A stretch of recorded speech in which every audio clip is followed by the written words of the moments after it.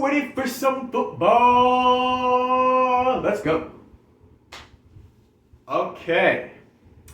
Ladies and gentlemen, this is a project that I have been working on, and it is now something that we are about to do. It is by far the longest video I have ever made. So we are about to get into this. Alright, now it's an hour long, more than likely, but look, okay, stick around, because you're going to want to hear this. Alright, you'll never find someone who can talk football better than I can. So, ladies and gentlemen, by the title of the video that you obviously can see, I'm doing my NFL all-time team. Now, before we get into this, please like, comment, subscribe. Alright? Subscribe is, and if you haven't subscribed, subscribe, because subscribe is really important, because you get notified each and every single video that I post. So, yeah, subscribe if you are a human. So, let's get into this. So, just to give you a, heads up of everything that I'm doing here, we got 2 quarterbacks, 2 running backs, 4 wide receivers, 2 tight ends, and then 5 offensive linemen. And then over on the other side where we have defense, I have 1 DN, I have 2 DNs, right end, left end, D tackle 1, D tackle 2, because I assumed I would be playing a 4-3 defense. And not a 4-3 defense, a Tampa 2 defense, which would be 4 defensive linemen, 2 linebackers, 5 DBs. So linebacker 1 and linebacker 2, as far as the Tampa 2. And then 5 DBs, 3 cornerbacks, 2 safeties. And then special teams, I have a kicker, I have a punter, and then I have a special teams returner. I wasn't going to do a kick or punt returner because I'm like, well, I'm not finna pick who's going to be my kick returner and then who's going to be my punt returner. Like, whoever, just somebody who's going to return kicks and punts. So, let's get into this and let's give it a go.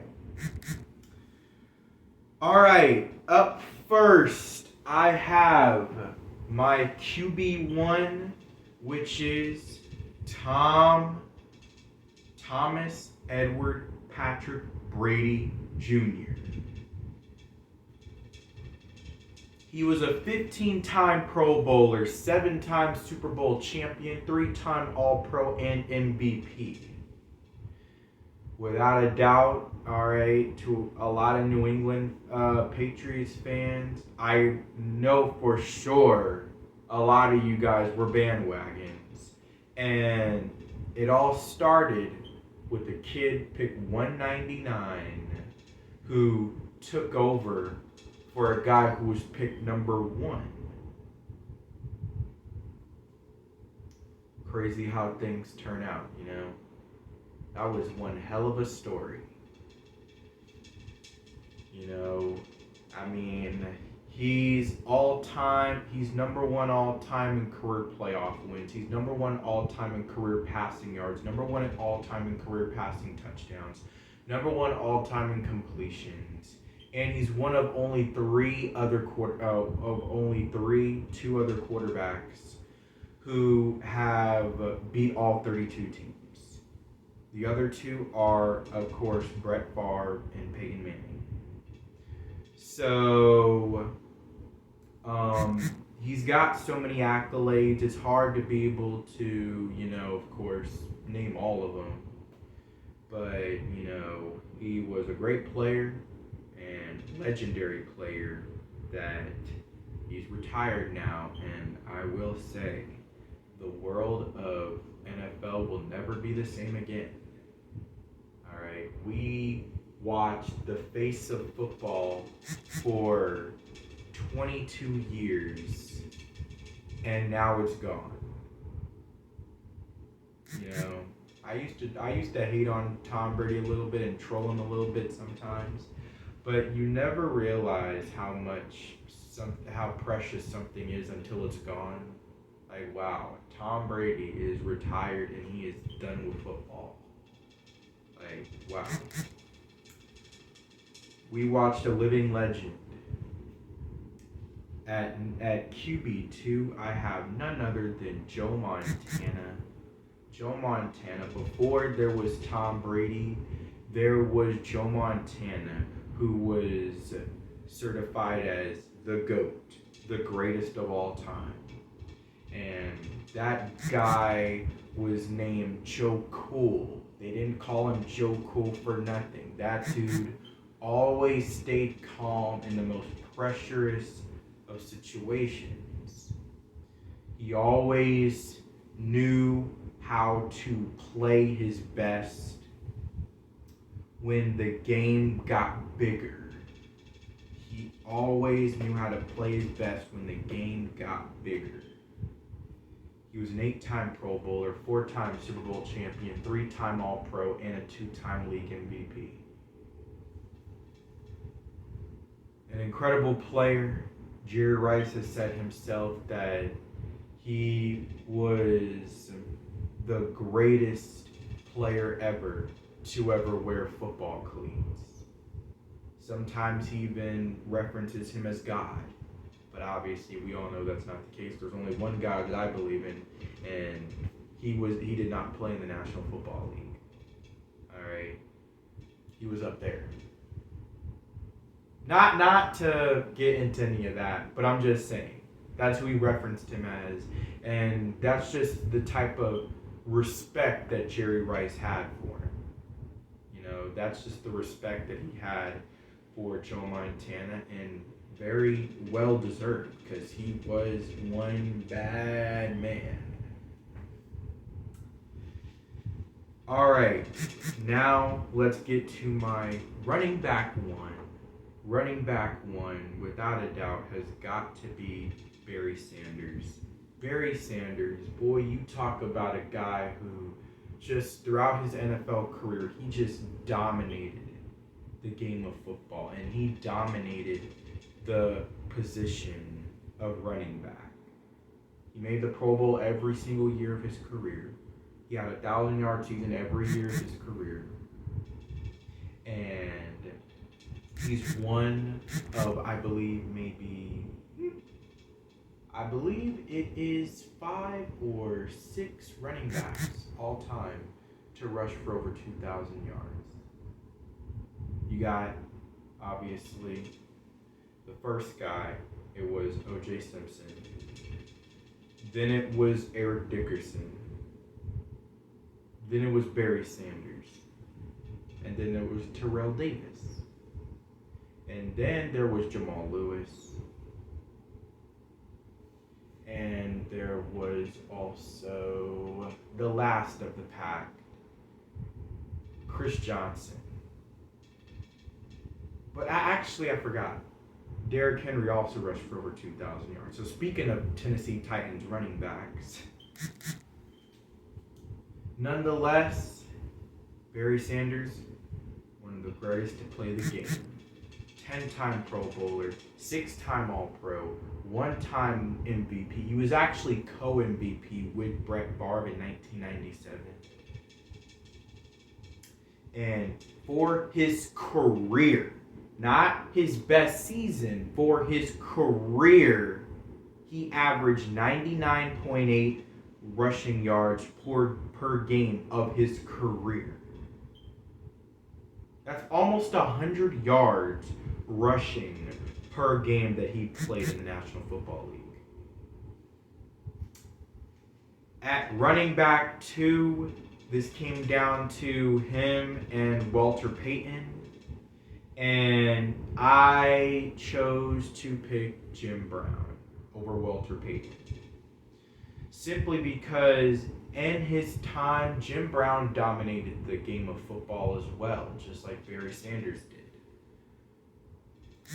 But at the same time, I have to say that Barry Sanders did play in a different era where the players were faster and quicker than they were when Jim Brown was playing.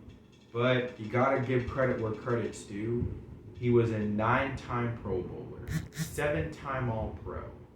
And for his career, he averaged 104.3 yards per game for every single game that he played. That is mind-boggling.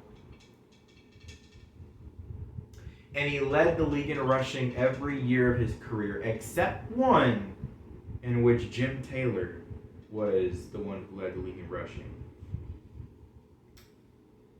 So, Walter Payton was obviously a great player.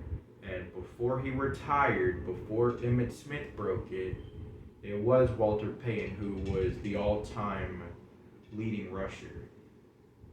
But I don't know if he dominated the game of football the way these two guys did.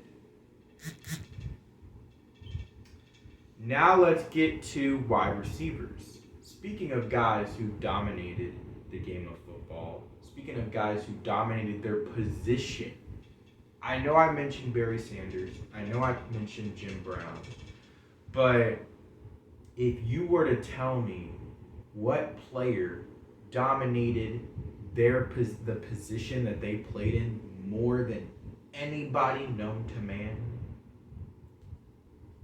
it was Jerry Rice. Jerry Rice, unbelievable football player. He was phenomenal. You couldn't question this guy's stamina. Even when it was the fourth quarter, this dude was out there playing like as if he wasn't tired at all. Excuse me real quick.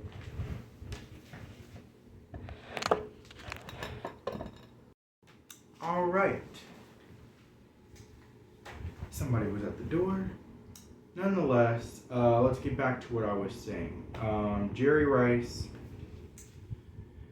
So yeah, like I said, if you were to ask me what player in the National Football League dominated the position better than any, I would say Jerry Rice. Jerry Rice was an unbelievable player. You could not question this guy's stamina. Alright, sorry if I'm sounding like a broken record, but I kinda had to repeat so I could try to, pick up where I left off from what I remember. And yeah, you could not question this guy's stamina. When it was late in the fourth quarter, it's like, he isn't tired. Everybody else got their hands on their knees, and he's the only guy there that's still playing like the game just started, kickoff in the first quarter.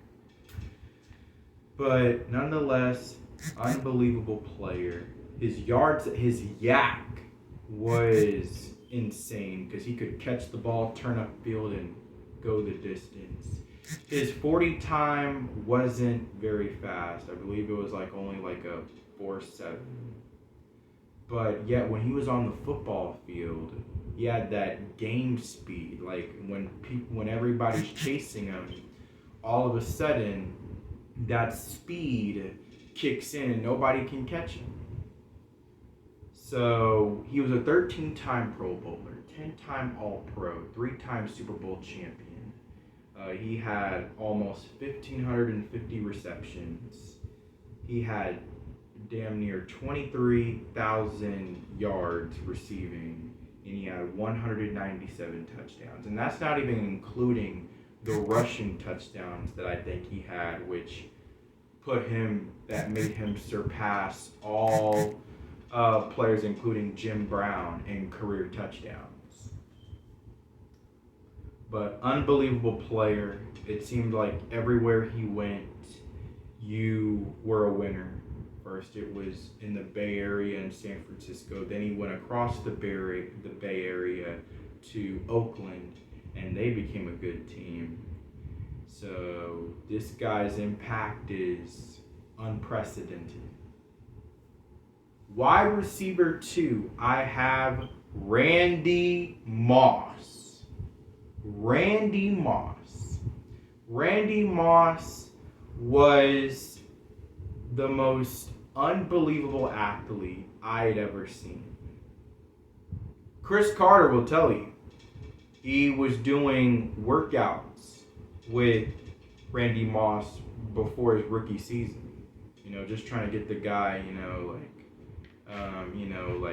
conditioned. And he said, after workouts, he said, this guy's the most unbelievable athlete I've ever seen. And enough said, he was a freakish athlete, I'm telling you. We had never seen a guy with that kind of height, that kind of speed, that kind of leaping ability, all built into one. He was incredible. And to this day, you won't see anybody that when they played during his era that wanted to cover him. He asks who wants to cover him. He says nobody. Nobody wanted to cover that guy. He was unbelievable. I still remember the game he had on Thanksgiving against us his rookie year. 3 catches, 3 touchdowns, 163 yards, I think. Just everything that he got, he took it the distance. So, there's not much else to say. Randy, he was an absolute flat-out super freak. They call Javon Curse the freak, but Randy Moss was a super freak, just like the song. He was a 6-time Pro Bowler, 4-time All-Pro. He was a 1998 Offensive Rookie of the Year, 2007 Comeback Player of the Year, and he had 156 career touchdowns, which is second all-time only to Jerry Rice. And now we got wide receiver 3, which my wide receiver 3 is Terrell Owens. And he was a 6-time Pro Bowler, 5-time All-Pro. He had 1,078 career catches, 15,394 yards. Sorry about that. And he had 153 career touchdowns, which is third all-time, right behind Randy Moss and then Jerry Rice. He might have been the closest thing I had ever seen to Randy Moss. His size, his speed, his athletic ability, But we've never seen anything like Randy Moss and his athletic ability, but he might have been the closest we've ever seen. We've seen guys over the years like Calvin Johnson, DK Metcalf now, but he might have been the closest thing to Randy Moss. Only the difference is that Randy Moss was about 6'4", 205, and then Terrell Owens was 6'3", 220 pounds. He was jacked. That dude was jacked, man. When you see Randy Moss, it's wow. But when you see Terrell Owens, as big as he is, and he could move like he could, this guy, he's hard to tackle, and then he's also too fast for you to be able to catch him in the open field. He was just a specimen, all right, for a human being. Because he also had the jacked ability to go with it that allowed him to break tackles the way he could. He would go beast mode on you when he would break tackles, man. He played angry, but he played well. All right. The one thing that always fueled him for every game is the haters. All the, experts out there who always said that Terrell Owens is a terrible teammate. He is a locker room cancer. That stuff fueled him. You guys understand? Like, do y'all understand? That was his fuel. All right, to get back at everyone. All right, like it really pissed him off. All right, hearing a lot of the stuff that the media and everybody would say about him, and he would be angry on the football field, but yet he managed to control that anger to make it transition to the football field in his play that he would, do and what he would become. He was unbelievable. And I was fortunate that, Jerry Jones broke the bank to sign T.O. because I knew exactly what he was going to bring to the table. I don't care about his character. I care about what this dude does on the football field, and that was the kind of guy he was. Wide receiver 4, this might throw some people for a loop a little bit, but I got Isaac Bruce. I got Sir Isaac. Sir Isaac Bruce, man.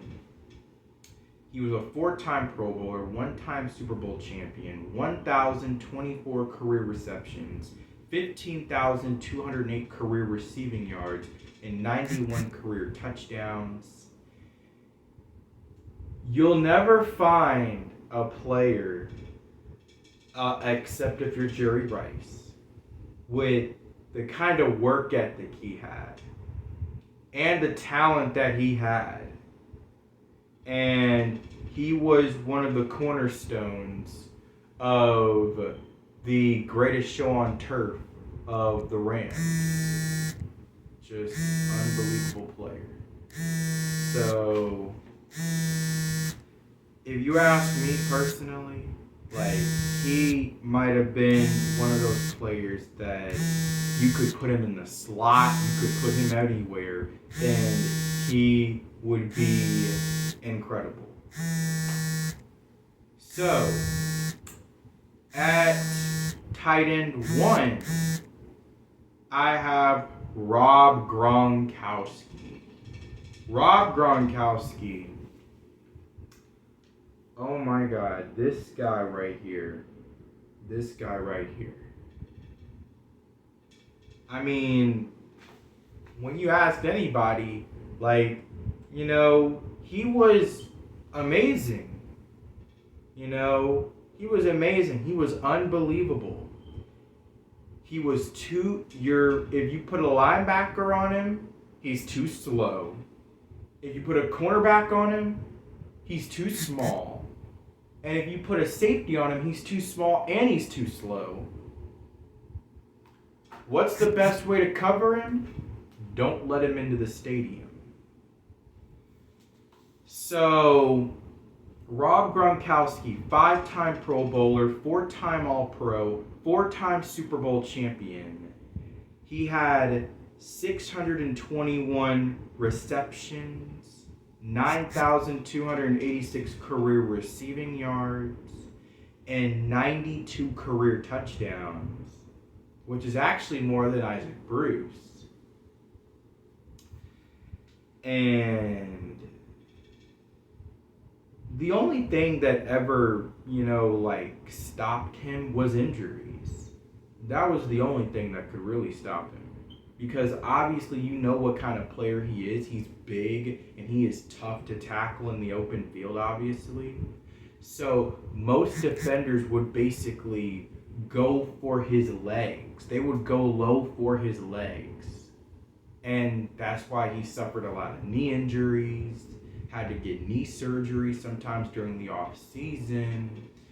It just really tore his body apart.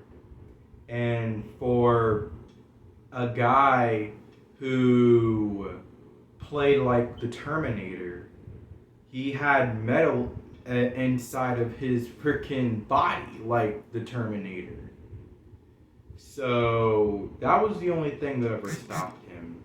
But if you were to ask me who is a tight end all time that I would have on my all time team, it's Rob Gronkowski. And now let's talk about Tony Gonzalez. Tony Gonzalez was one of those players that his athleticism, it's his athletic background. He played basketball in college, like he had a basketball background, and the same way he would out-rebound defenders to get the ball is the same way he would out-muscle defenders in football to catch the ball. So he always,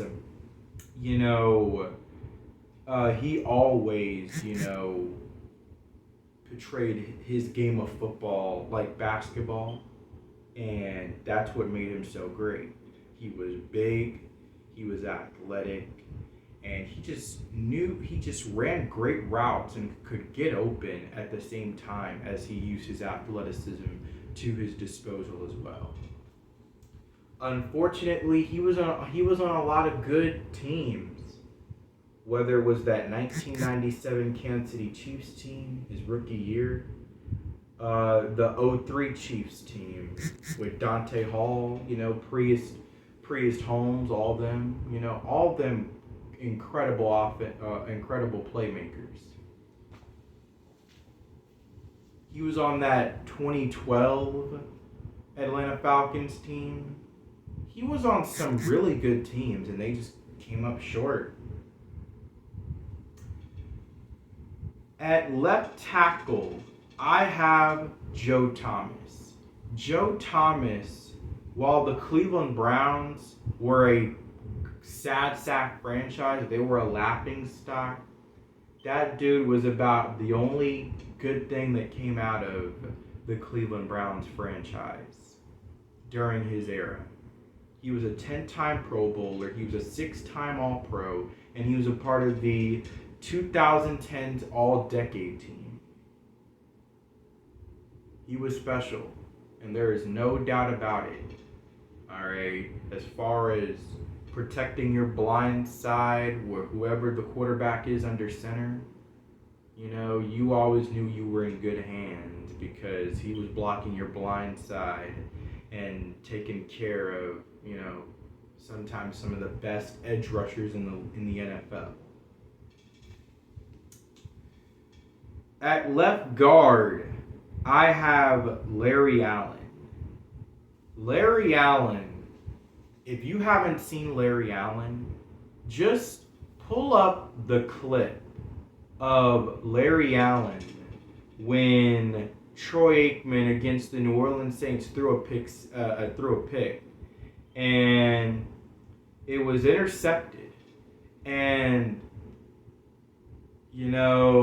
I know he was a part of the Dome Patrol. I want to say it was Pat Swilling, but it may not have been him. I know it was one of the guys from the Dome Patrol linebacking corps, and he intercepted the ball, and Larry Allen picked it. Larry Allen took off, and he ran him down. I had never seen anything like it, bro. As big as he is, to move like he did, oh my goodness. Larry Allen, you're talking about a guy who bench pressed 692 pounds. Right, it was 392 pounds. One of the two.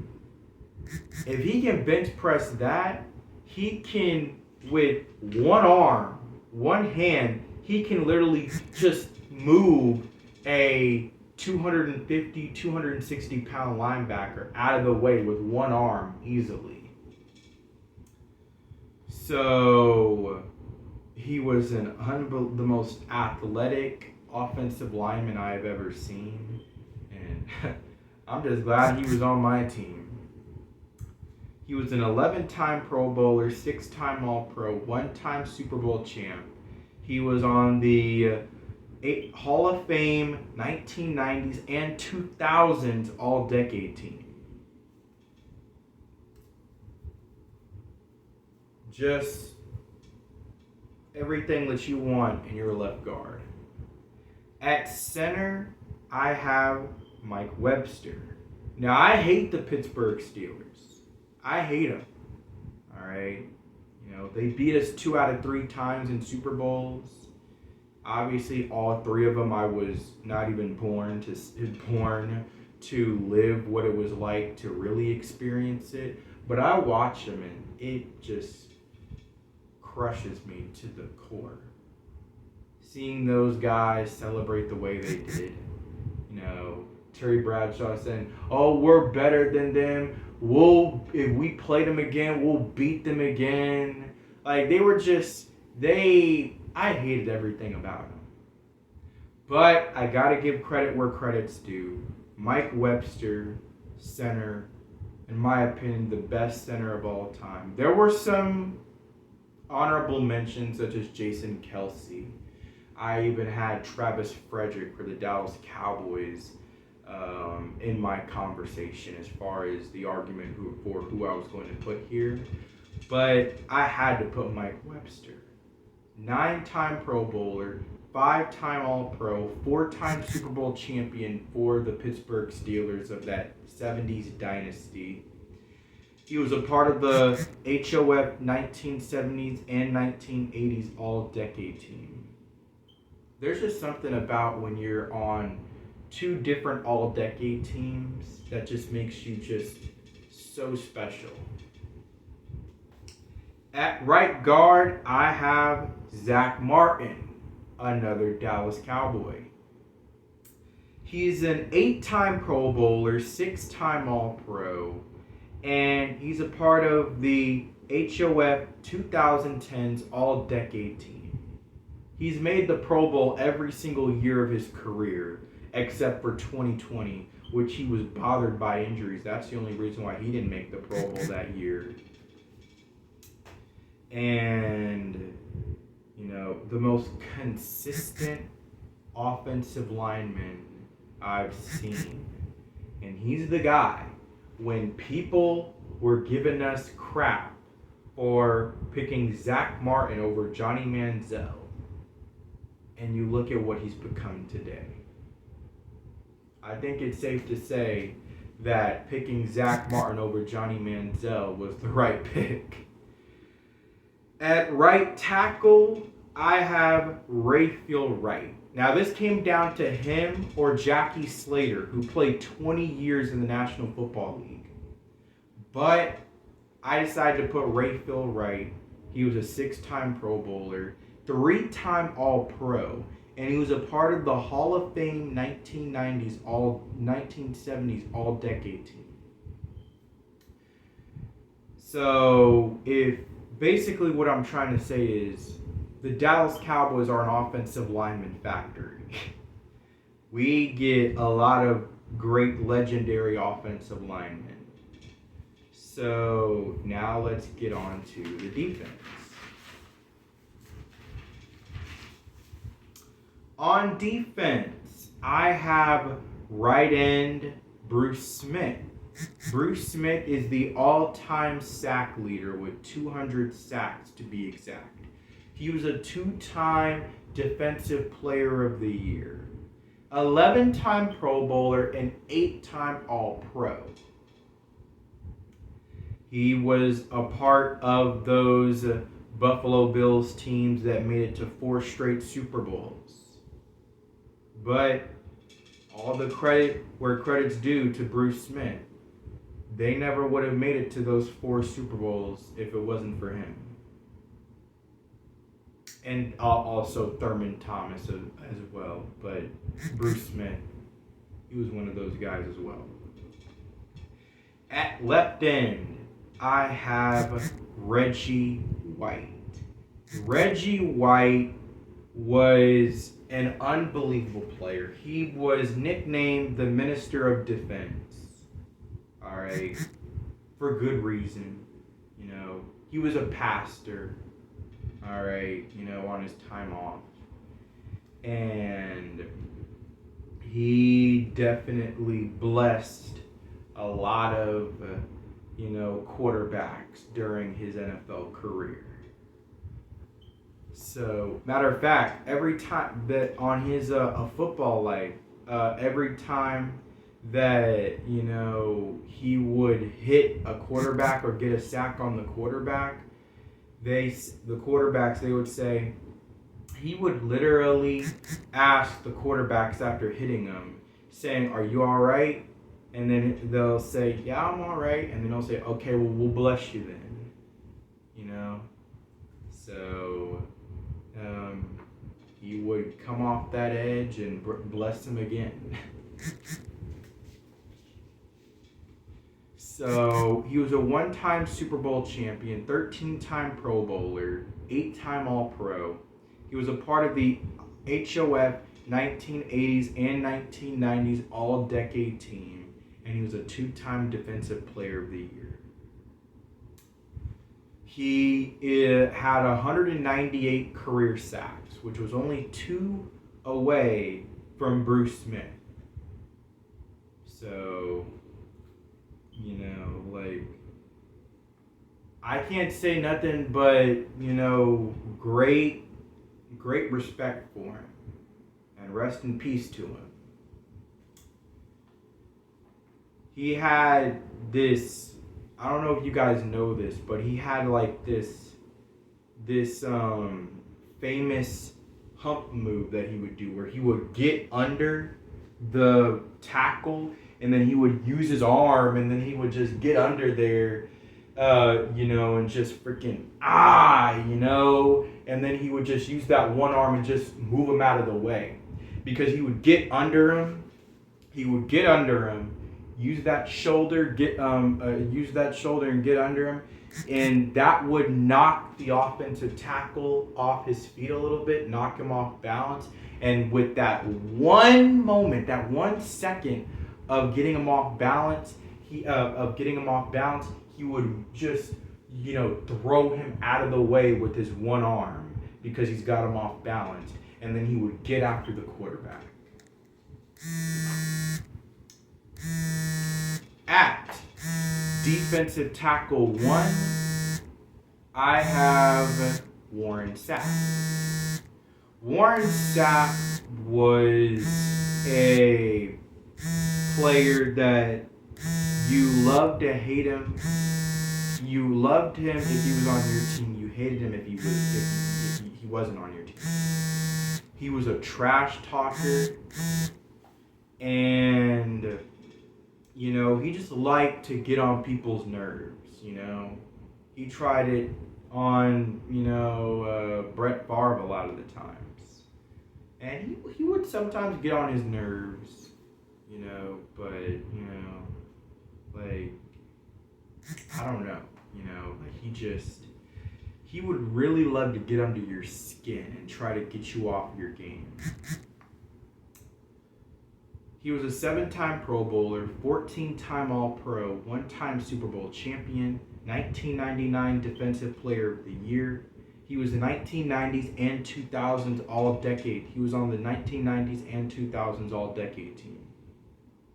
He was a part of that famous Tampa Bay Bucks defense, who for a while was one of the best, if not the best, in the NFL during that time that he was in Tampa. And, just like Joe Green for the Steel Curtain, he was the cornerstone of that Buccaneers defense. At defensive tackle 2, Jerome Brown. Now, I hate the Philadelphia Eagles, with a passion. I feel like if you're a Cowboys fan, you should automatically hate the Philadelphia Eagles. That's how I feel. But just everything that they represent themselves as, man, I just hate them. I still remember, during the ceremony of, Dak Prescott's Walter Payton Man of the Year award, and they were honoring him before Super Bowl 57. And I didn't see it at first. I had to find out like the next day that apparently some Eagle fan, in the crowd yelled, "This is the closest you'll ever get to a Super Bowl." Like, why, bro? He's being honored for a prestigious award, and you gotta, freaking troll him like that. Just one of the reasons why I hate them so much. But let me get back to what I was going to say. Jerome Brown, boy, I gotta tell you though, man, that dude was unbelievable. As big as he was, he had a bull rush on you, and he also could get you with that quickness, And he was a mismatch for a lot of offensive guards. And with Buddy Ryan and his defense, he was a big, major contributor of that defense. He was a 2-time Pro Bowler, 2-time All-Pro. His approximate value was 55. And he didn't play very long. He only played 4 or 5 years in the NFL. But during his time in the NFL, boy, 29.5 career sacks in only about 5 years. Do you not understand how impressive that is for a defensive tackle? That is very impressive. And he would have, without a doubt, been a first ballot Hall of Famer if his life wasn't, unfortunately, cut short due to a tragic car accident. Him and his nephew, I would like to say rest in peace and, God bless their souls. At linebacker 1, I have Derrick Brooks. Derrick Brooks was an 11-time Pro Bowler and 5-time All-Pro. He was 2002 Defensive Player of the Year, and he was a part of the HOF 2000s All-Decade Team.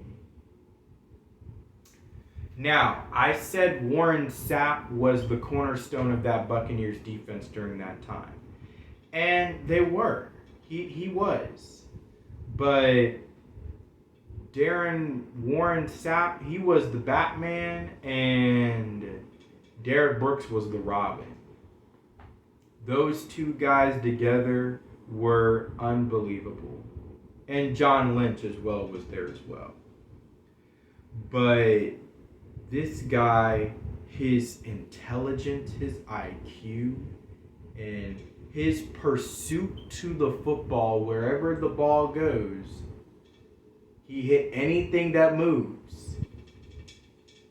And he was an unbelievable player at it. Without a doubt, if you were to tell me which player was the most deserving of that Super Bowl ring for the Buccaneers during that time when they won in 2002, he was definitely it. And it was really him that, with his 4 or 5 defensive touchdowns that season, that was without a doubt. Without that, they probably would have never even made that Super Bowl run. Linebacker 2, I have Bobby Wagner. Now, because I'm running a Tampa 2 defense, because I would be running a Tampa 2 defense, I need 2 linebackers that can stop the run and cover. And these 2 guys, without a doubt, are definitely the best. Bobby Wagner especially. He was an 8-time Pro Bowler, 6-time All-Pro. Well, currently, right now in his career, 8-time Pro Bowler, 6-time All-Pro, and he's a 1-time Super Bowl champion. He's a part of the HOF All 2010s All-Decade Team. He was a big contributor of that Legion of Boom Seattle Seahawks defense. I know it was the secondary, but Bobby Wagner was a part of that defense as well. He could cover. He was a tackling Dutchman. You know, he's the tackling Dutchman. You know, just gets after people with his speed and athleticism, and he covers receivers and running backs with that same type of athleticism. He's among one of the best I've seen. Cornerback 1, I have Neon Deion Sanders. 8-time Pro Bowler, 6-time All-Pro, 2-time Super Bowl champion.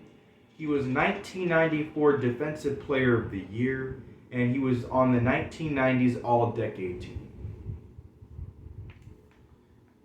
You know, there's been a lot of shut-down corners, legendary cornerbacks in the NFL,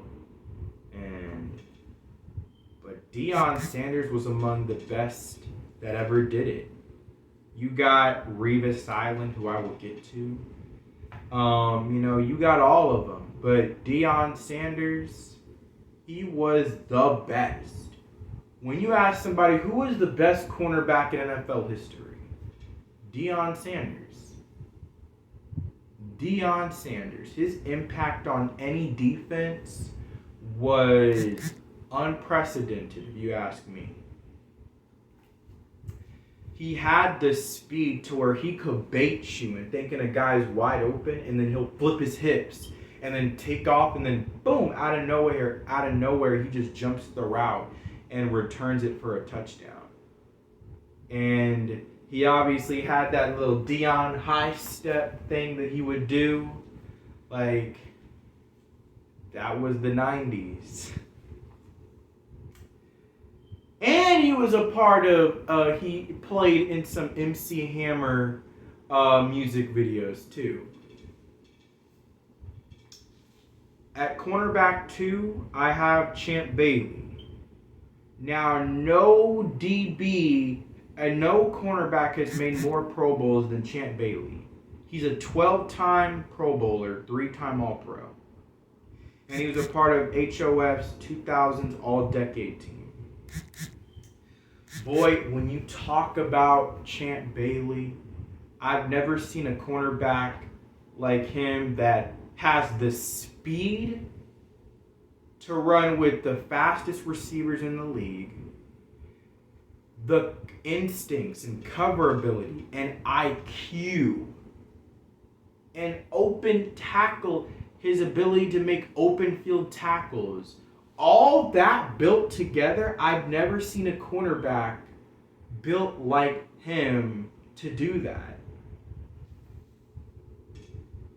At cornerback 3, I have Darrelle Revis.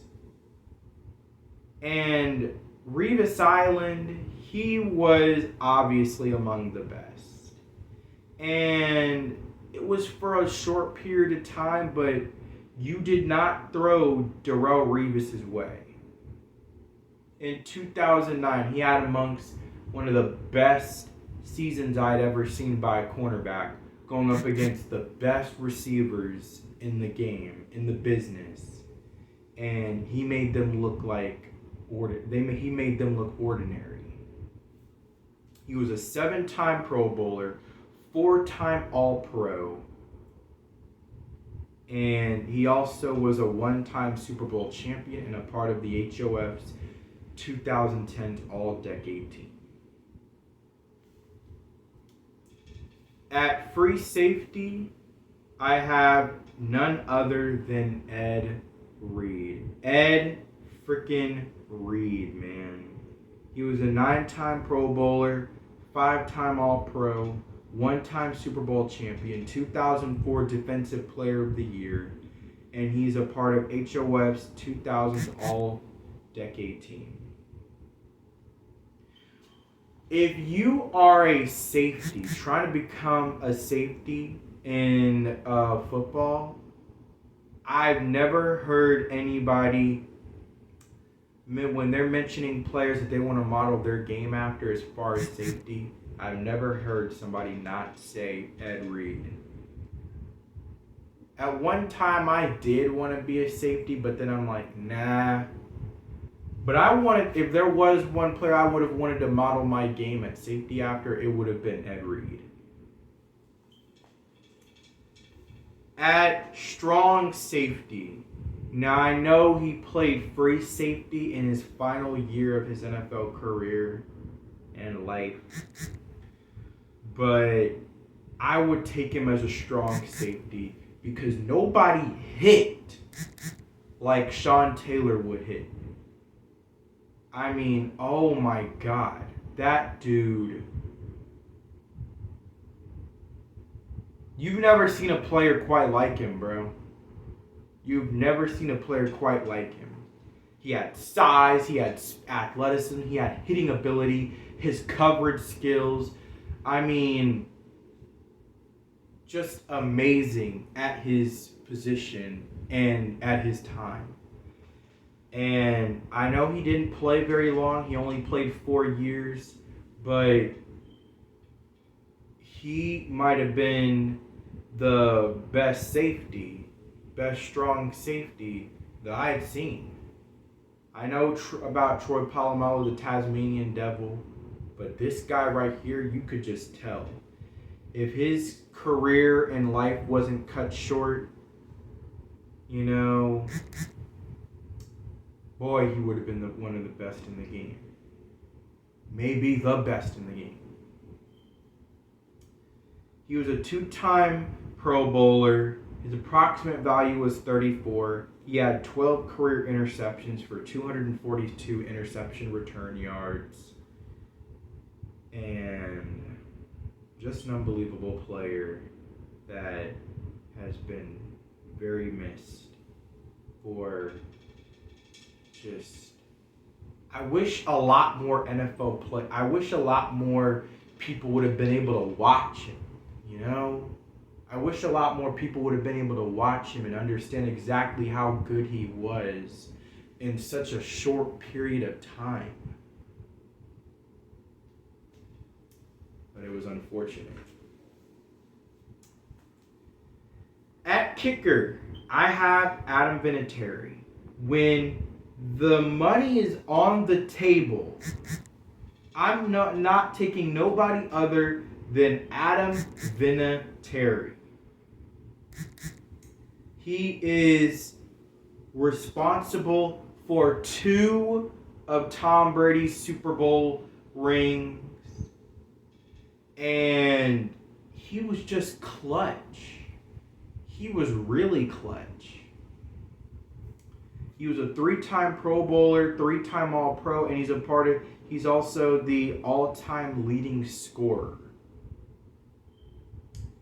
At punter, I have Ray Guy. Now, I'm not going to lie, not much to say about Ray Guy. He was just the best punter in the league and could pen teams deep. And he had a leg. He had a leg without a doubt.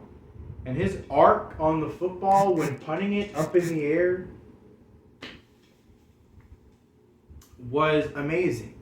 He was a 7-time Pro Bowler, 3-time All-Pro, 3-time Super Bowl champion, and he was a part of the 1970s All-Decade team. At special teams returner, you know, there's a lot of great special teams returners out there. There was Dante Hall at one time. There was Josh Cribbs. There's even Cordero Patterson today. You know, did I mention Deion Sanders? But you do not kick. I repeat, you do not kick to Devin Hester. That dude was ridiculous. He was the Windy City Flyer. You know? And he took the league by storm his rookie year. Just insane. And he was a 4-time Pro Bowler, 3-time All-Pro, and he's a part of the HOF's All 2000s and 2010s All-Decade team. And he had 19 career returns for touchdowns, whether it was kick or punt. Now, if you want me to be precise and more specific, he had 14 career punt returns for touchdowns, and he had 5 career kickoff returns for touchdowns. 19 total. Devin Hester was the best in the game at being able to return a kick for a touchdown.